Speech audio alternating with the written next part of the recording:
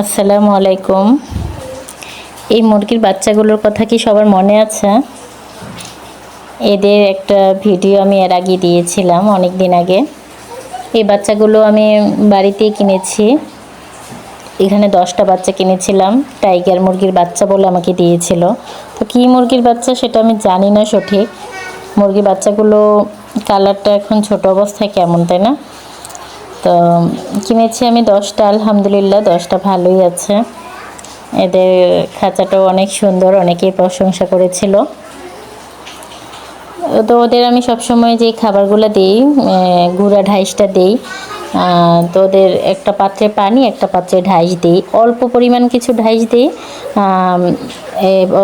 এই ঢাইসটা খাওয়ার কিছুক্ষণ মানে যেন অল্প কিছুক্ষণের মধ্যে ঢাইসগুলো শেষ হয়ে যায় বা 1 ঘন্টা যেন না লাগে, এরকম করে আমি অল্প কিছু ঢাইস দিই। এগুলো খাওয়ার পর আবার দিই।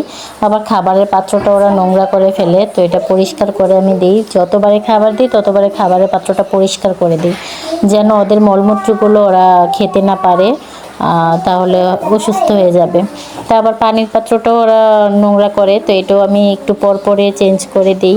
পানিটা ফেলে এটা ভালোভাবে ধোয়ার পর তারপর আমি পরিষ্কার পানি দিই। যার কাছ থেকে কিনেছিলাম আমি বাচ্চাগুলো, উনি আবার আমাকে একটা ড্রপ দিয়েছিল। সেই ড্রপটা বলেছে আমি প্রতিদিন সকালে যেন পানির সাথে দিই 3 ফোঁটা করে। তো আমি একেবারে অল্প একটু পানির সাথে 3 ফোঁটা দিয়ে দিতাম। কয়েক মিনিটের মধ্যে ওদের খাওয়া হয়ে যেত। তারপরে পাত্রটা আবার ধুয়ে আমি ওদের সাদা পানি দিতাম। তো এইভাবে আমি ওদের মাশাআল্লাহ 1 মাস এভাবে পালন করি। আর প্রতিদিন রাত্রে ওদের আমি ঘরে নিয়ে রাখি, ঘরে এনে রাখি ডাইনিং রুমে। একটু পর পরে ওদের খাবার দিই, আবার একটু পর পরে ওদের পানি দিই। এইভাবে আমি ওদের প্রায় 1 মাসের উপরে পালন করেছিলাম। তারপর যখন দেখলাম ওরা বড় হচ্ছে, খাঁচাটার জায়গা হচ্ছে না, তখন আমি ঘরে আর আনি না, একটা বড় খাঁচায় ছাদের উপরে একটা পাকঘর আছে, ওইখানে আমি রাখি। এভাবে করে ওদের আমি পালন করছি।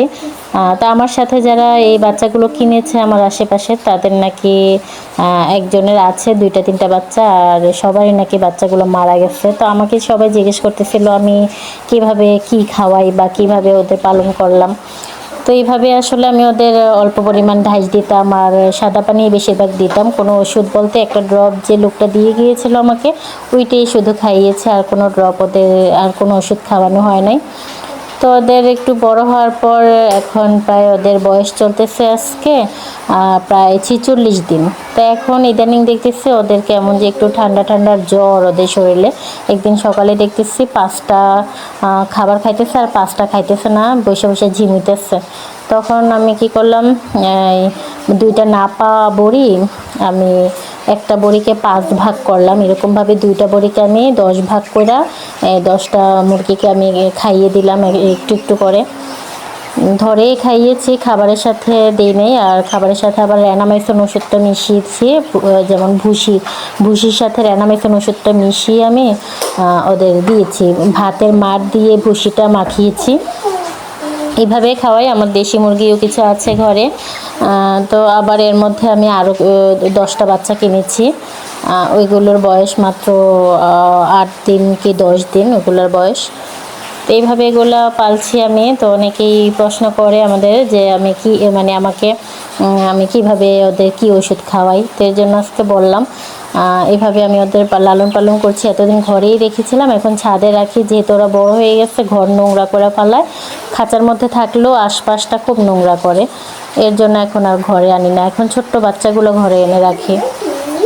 তো সবাই দোয়া করবেন আমার বাচ্চাগুলো এ পর্যন্ত, যেহেতু আজকে 46 দিন, এখনও ওরা ভালো আছে আলহামদুলিল্লাহ, যেন সামনেও ভালো থাকে। এই সাদা মুরগিগুলো কিন্তু বড় হওয়ার পর আরও সুন্দর দেখায়, বড় হইলে সাদাটা আরও ফুটে, তখন আরও সুন্দর দেখায়। তো দোয়া করবেন যেন ওরা ভালো থাকে। ওকে, আল্লাহ হাফেজ, সবাই ভালো থাকবেন। আর আমার মুরগি পালার টিপসগুলো যে আমি আসলে পারি না ওরকমভাবে, আমি আম্মুর থেকে শুনছি এভাবে খাওয়াইলে ভালো হয়। তো আমি চেষ্টা করি যথাসাধ্য ভালোভাবে পালন করার। তো আমার এই টিপসগুলো যদি আপনাদের কাছে ভালো লাগে, অবশ্যই আপনি অন্যদের মাঝে শেয়ার করে দিবেন যেন এই টিপসগুলো ফলো করে মুরগি পালন করতে পারে। সবাই ভালো থাকবেন, সুস্থ থাকবেন, আল্লাহ হাফেজ।